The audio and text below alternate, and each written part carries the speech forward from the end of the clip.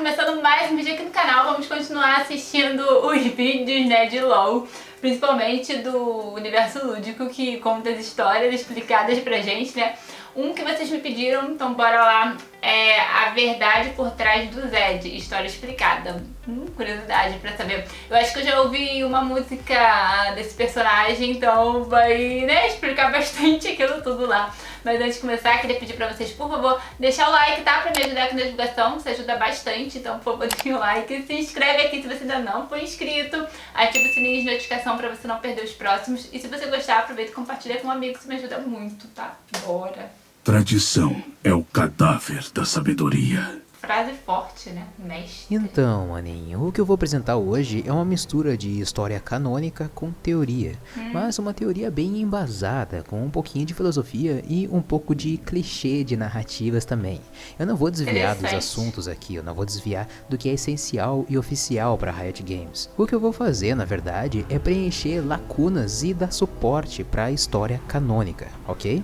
Então bora entender e contextualizar a história do Zed e a verdade por trás dela. Já deixa aquele like bem sombrio e bora! Nossa, ficou todo sombrio! Bom, como um início bem poético, que a harmonia narrativa, né, o padrão de narrativa de Runeterra compõe na maioria das vezes, a história do Zed começa falando que por baixo do véu de harmonia de Ionia esconde-se contos dos que ficaram para trás. No caso do Zed, o conto teve início nos degraus frios do lar da Ordem Kinko. Ou seja, interpretando isso, significa que por mais que o continente de Ionia tenha aquela cultura de harmonia, de equilíbrio, de comunhão com a natureza mágica que compunha os templos escolásticos, né, as escolas marciais e as religiões, ainda assim acontece desequilíbrio, né, alguma injustiça, nem tudo é perfeito em Ionia. E no caso do Zed, ele foi abandonado nos degraus frios do templo Kinko. Então a história do Zed já começa com dor e sofrimento do abandono, de se sentir um rejeitado, né? Mas isso é só o início, e o Zed foi acolhido e adotado como um filho e como discípulo do grande mestre Kushu, o mestre da Ordem Kinko. Esse clã, essa ordem, né, Kinko, vivia com base numa trindade filosófica, a imparcialidade pura através de observar as estrelas, a passagem do julgamento através de percorrer o sol e a eliminação do equilíbrio através de podar a árvore. Com esses três dogmas, digamos assim, os Kinko se proclamavam os guardiões do sagrado equilíbrio de Ionia durante gerações, e o mestre Kushu era o líder dessa ordem. Ele era o olho do crepúsculo, provavelmente sucedendo o seu pai, né? Assim como o filho Shen ainda vai suceder o Kushu algum dia. Então, o Zed e o Shen foram criados como irmãos e discípulos do seu pai e mestre, e eles se destacavam entre os outros discípulos como se fossem aquela disputa interna de amigos, sabe? Um querendo sempre superar o outro, e no meio dessa disputa, eles deixaram todos os outros acólitos para trás e eles se tornaram os mais exímios e extraordinários alunos do mestre Kushu, inclusive os preferidos do Kushu. Porém, por mais que eles fossem equilibrados em desempenho marcial, eles não eram iguais em pensamento. O Shen, ele seguia todos os dogmas filosóficos do pai de podar a árvore, percorrer o sol e observar as estrelas. Já o amigo e irmão Zed não enxergava com tanta clareza esses dogmas assim. Com equilíbrio nos passos, nossas vontades caminham juntas. Não tema o caminho obscuro. Os pontos de vista do Zed sempre eram mais questionadores. É o famoso enxergar fora da caixinha, tá ligado? Até talvez pelo sofrimento inicial dele, né? De ser abandonado. A dor nos tira da nossa zona de conforto e faz a gente levantar questionamentos, né? E no caso do Zed, foi coisas do tipo, mano, se eu fui abandonado, como é que você pode me dizer que existe equilíbrio nisso? Eliminação do desequilíbrio seria o mesmo que justiça? Ou imparcialidade seria o mesmo que falta de justiça? Enfim, isso seriam questões que ficariam na cabeça do Zed, né? Só na cabeça por enquanto. Pelo menos até acontecer o pior dos casos que o mestre Kushu foi convocado a investigar. E agora as cortinas se abrem.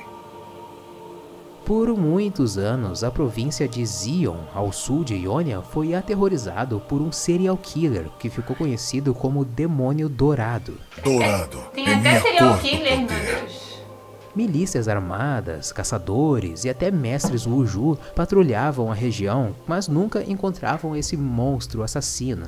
Então, como um último recurso, o conselho de Zion pediu para o mestre Kushu ir lá investigar. E o mestre Kushu, como ele é um homem muito experiente, muito sábio, ele planejou uma armadilha. Ele recusou oficialmente o pedido do conselho de Zion, porém, secretamente, o Kushu, junto do Zed e do Shen, eles foram disfarçadamente ali como mercadores comuns até a província. E lá, então, eles começaram a investigar relatos das famílias, usaram técnicas forenses nos locais dos crimes, fizeram autópsias em pessoas, etc. Isso durou por 4 longos anos. Nossa. Por 4 anos, o Kushu, o Zed e o Shen vivenciaram assassinatos acontecendo ao redor deles, acompanhando os corpos das vítimas, o desespero das Que famílias, macabro! e eles não tinham sucesso nenhum na investigação. O espetáculo nunca para. A moral dos três já estava arruinada, estava no chão, eles se sentiam derrotados. E o Zed, que antes já questionava bastante a filosofia Kinko, agora ele já nem dá mais valor para esses dogmas. Então, o que antes nessa investigação significava para ele manter o equilíbrio, agora se tornou vingança. Equilíbrio é fraqueza.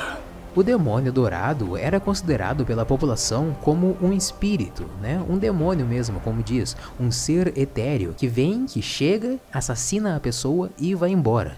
Mas o mestre Kushu tinha muita experiência com o sobrenatural, né? Afinal, ele era o olho do crepúsculo, aquele que consegue ver entre os dois mundos. Caramba! Inclusive, a espada espiritual, aquela que o Shen usa, era do Kushu e ficou de herança pro Shen, né? Essa espada foi feita para confrontar essa parte mais espiritual das coisas, para manter a ordem, inclusive, do mundo etéreo, do mundo espiritual. Então, o Kushu, ele sabia muito bem de que não se tratava de um demônio de verdade, mas sim de um ser humano mesmo, mas com uma filosofia muito psicótica. E com base nessa filosofia, é que o Kushu finalmente conseguiu desvendar quem seria o demônio dourado. Me pergunto o que pensarão ao me ver. Quem E foi? se tratava de Kadadin, um contra-regra de teatro que vivia tranquilamente ali na província como se nada tivesse acontecendo. A beleza não existe sem a dor. Então, finalmente, quando os três capturaram o Jin, o impulso do Zed imediatamente foi de vingança absoluta. Ele marchou para cima do homicida, mas o mestre Kushu impediu. Somente assim os não deixou dignos matar? sobreviverão. A decisão do Kushu de sentença, de punição do Jin, não era de matar o Jin, não era de execução. Então, apesar de tantos anos de carnificina, de Depois de tudo que sofrimento o para as cara fez, famílias, não de quis matar. desgaste emocional entre todos os envolvidos na investigação, o Kushu decidiu só prender o assassino. Equilíbrio é a maestria dos tolos. O Shen aceitou a decisão numa boa, né? O pai sabe mais do que ele, mas o irmão Zed definitivamente não entendeu como seria possível o mestre Kushu tomar uma decisão dessas. Que tipo de misericórdia desequilibrada seria essa? Por causa disso, né, todo o ressentimento, toda a raiva que o Zed tinha contra o Jin acabou se voltando contra o seu mestre. E ele engoliu em seco a decisão do Kushu, pelo menos por enquanto, e os três conduziram o Jin até a sua prisão em Tula. Seu pai era um homem piedoso. Apenas seu fracasso será lembrado. Então, de volta ao templo Kinko, o Zed não conseguia retomar o cotidiano e os estudos, o trauma daqueles anos encontrando mortos a cada noite, e o pai Isso sentenciando aprendeu. só a uma simples prisão para um assassino daqueles já estava mexendo com a cabeça dele. Mas se não bastasse, ainda corriam as ameaças de uma invasão noxiana chegando até Ionia. Então não existia mais equilíbrio nenhum no continente. Buscando alguma forma de reconciliação consigo mesmo para buscar equilíbrio, né, o Zed se aventurou adentrando as catacumbas escondidas do Templo Quinco. E lá ele descobriu uma caixa preta e ornamentada. E mesmo sabendo que só os mestres da ordem tinham permissão para abrir, ele deu uma espiadinha de leve no que tinha dentro. Segredos guardados, armas desperdiçadas. Sombras envolveram a mente do Zed, alimentando ainda mais a amargura com um certo desprezo pelos fracos e insinuando uma magia sombria ancestral. As sombras me iluminaram. Ele só sentiu uma provocadinha das sombras, tá ligado? E é aqui que começam as minhas suposições, né? Quase teorias. Essa caixa provavelmente é uma porta selada para o mundo espiritual, mas não qualquer região do mundo espiritual, mas sim um lugar específico, uma região em que só os magos praticantes de magia das sombras podiam acessar. Durante as Guerras Rúnicas, aquela que aconteceram cerca de 1000 anos atrás, a magia foi completamente distorcida e corrompida para um uso só negativo. Ela se tornou uma arma de guerra para oprimir os inimigos. Por causa disso, por exemplo, Demacia se refugiou nessas florestas petrificadas que absorvem a magia. Foi para se proteger, né? E é por isso também que a cultura de preconceito com a magia é cultivada até hoje em Demacia. Mas entre essas práticas de magia, existia uma arte específica chamada magia das sombras. Com esse tipo de magia, era possível acessar o reino espiritual. E a partir desse acesso é que é possível tirar certas vantagens contra os inimigos. Por exemplo, o mago podia causar pesadelos no inimigo, ou atacar o emocional e os pensamentos dos inimigos enquanto ele dorme, ou mesmo trazer loucura, debilitar o inimigo de alguma forma, né? Nessa região espiritual não existia limites para as leis da realidade física. Então você poderia ser o Fred Krueger de Runeterra, tá ligado? Tocando terror nos sonhos das pessoas, nas mentes das pessoas, enquanto elas estiverem dormindo ou inconscientes. Eu imagino que seja mais ou menos assim, os magos deitam numa cama e entram numa espécie de transe sobrenatural, em que não existe uma física que impeça de, por exemplo, eles acessarem a mente de um rei inimigo que estaria lá do outro lado de Valoran. E daí então mata o rei, mata um general, desmoraliza o reino, né? Desmoraliza as tropas, e isso facilita no resultado da guerra, né? Então praticamente todo mago migrava para esse reino espiritual para lutarem no campo etéreo. Logo, eles passaram a invocar criaturas caóticas e assassinas para fazerem o trabalho por eles. E por causa dessas criaturas é que começou a se perder o controle desse reino, e acessar o reino dos espíritos começou a ficar muito perigoso, até mesmo para um mago das sombras. Vamos erradicá-los deste mundo. Essa seria a origem do Nocturne, um demônio ou um espírito invocado para assassinar as pessoas no campo espiritual e se alimentar dos seus pesadelos. Então a pessoa dormiria, teria um pesadelo com o Nocturne e não acordaria mais. Você é meu pesadelo. Imagina só. Eu sou o seu. Eu ainda vou continuar a história do Nocturne num vídeo específico só pra ele, mas agora é importante saber que essa prática de magia das sombras se tornou proibida. Nem os magos mais queriam praticar isso, porque era muito perigoso. Eles acabaram trazendo desequilíbrio não só pra Runeterra, mas até pro mundo espiritual, pro campo etéreo, né? E é aí que entra os antepassados do mestre Kusho. Os antigos mestres devem ter criado essa caixa preta para acessarem o reino espiritual, e assim eles irem eliminando os espíritos malignos usando a espada espiritual, para voltar a reequilibrar esse reino etéreo, né? Até porque o mundo dos espíritos também precisa de equilíbrio, né? Não só o mundo físico tem pessoas boas e ruins, como o mundo espiritual também tem espíritos bons e ruins. E o Zed acessou essa região maligna maligna do reino espiritual. Desafie as trevas. Encontre a verdade. E ele ficou bem instigado com o que ele viu, com o que ele sentiu, mas ainda ele não conquistou a habilidade das sombras que a gente conhece. E isso vai vir daqui a pouquinho mais. Nenhuma técnica é proibida. Quando o Zed saiu do templo das catacumbas, agora com mais amargura alimentada, ainda pior do que quando ele tinha entrado, ele exigiu ao mestre Kusho que reagisse aos invasores noxianos com todo o poder marcial que eles tinham. Mas o Kusho viu que alguma coisa tinha mudado no Zed, e mais uma vez ele recusou o pedido do filho. Não negue a mim. Dessa vez foi a gota d'água para o Zed. O Zed foi embora da Ordem Kinko e recrutou o seu próprio exército de guerreiros para resistir a Noxus. Mas ele ficou com aquele poder das sombras na cabeça dele e ele sentiu que as habilidades dele nunca chegariam à altura das suas próprias ambições enquanto ele não conquistasse aquele poder de dentro daquela caixa preta. Então ele acabou voltando com o seu exército de volta ao Templo Kinko. E foi recepcionado pelo Kusho. O mestre se ajoelhou e implorou para o seu filho e ex-aluno a desistir das sombras e seguir um caminho mais equilibrado. Mas eu acho que os dois sabiam o fim que isso ia dar. E no caso do Kusho em especial, ele sabia desde o início. Ionia estava tão desequilibrada que para voltar a ter ordem, antes era preciso caos. Que para voltar a ter paz, antes era preciso guerra. Seria por isso então que o mestre Kusho deixou o Jin vivo, porque o Jin um dia viria a ajudar o continente de Ionia nessa guerra contra Noxus. O que antes ele era um assassino psicopata tocando o terror em Ionia, agora ele volta como um reforço para as forças de Ionia. Vocês apenas entendem de harmonia. Dissonância é necessária para o contraste.